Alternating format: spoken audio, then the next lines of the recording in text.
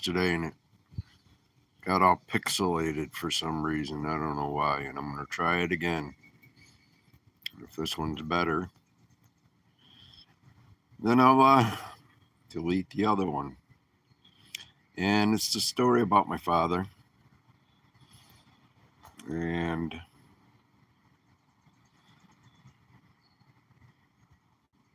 I try to keep it in the same vein. So, where do I begin? I was working at the last company I worked for before I retired. And I met the janitor there. And her and I got talking. And I mentioned my last name. And she's like, "What was your father's first name?" And told her my father's first name. And she says, "Was your father in the Korean War?" And I said, "Yeah." She goes, "Well, your father saved my father's life after we got done with the conversation." And I'm like, "What?" She goes, "Yeah." She goes, "Your father picked up my father. My father had shrapnel in his leg, and your father, meaning my father, picked put a tourniquet on him, picked him up, and carried him a mile to the Red Cross or whatever they had back then." And so I told her I had pictures of when my parents met. And so I brought them in to work and showed them to her. And right in the center of those pictures were her mother and father. And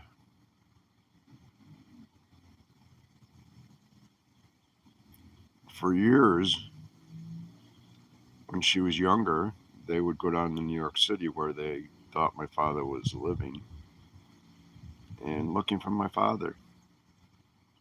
So for years, she never really got a real vacation except in New York City. And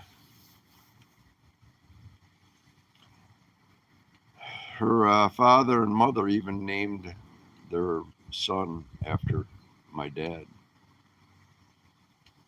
So for years, they looked and they looked. And when I finally met her, I asked her, like, "Where do you live, or where did you live at the time?" And my wife and I had gotten married. And when we got married, we moved to a place that was 2 blocks away from where they lived. Now, this was at a time, it was back in the 80s, so 83. So there was still could have been where if I had met her earlier, her father and my father would have met up. But turns out they never did. My father passed in 97, her father passed in 2000. And of course, the internet was just coming to be, so there was no searching done on the internet because it was just in its baby form. So, small world that I bump into her years later. This would have been in like 2015. So, yeah, years later, I bump into her, and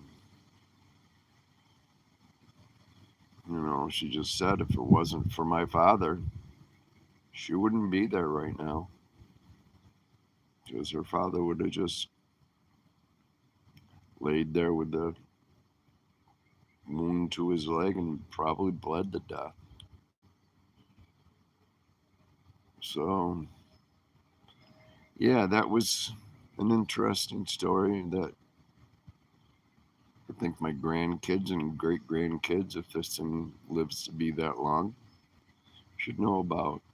I asked my father about war. He would watch war movies, cowboy movies, that kind of Ed Sullivan, whatever. But I mean, Your Saturday daytime matinees were usually cowboy or war movies. So he always just said everybody has the right to live. That was his view on war. And I'm not for war, I can tell you that. I think we, the citizens, have had enough of war. But who am I? And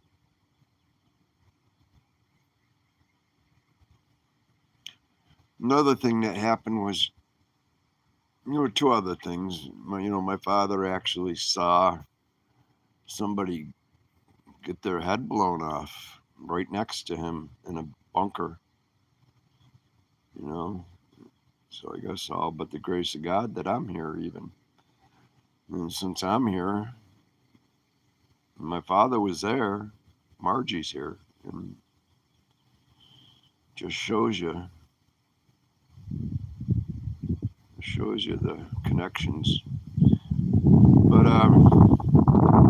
another thing was my grandmother, his mother, my dad's mother, was really ill, and she was going to die.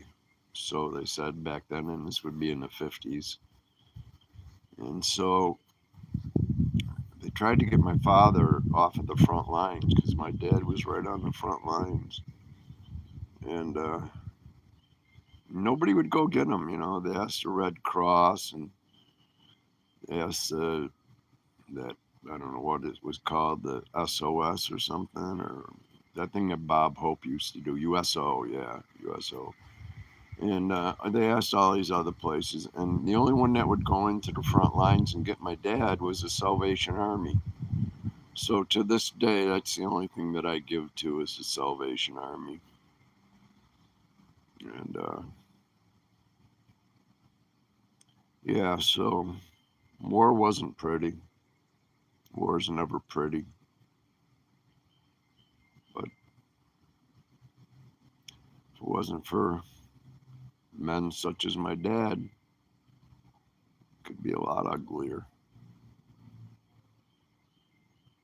So, anyways, I hope this video turns out better than the other one and isn't all pixelated and nonsense. And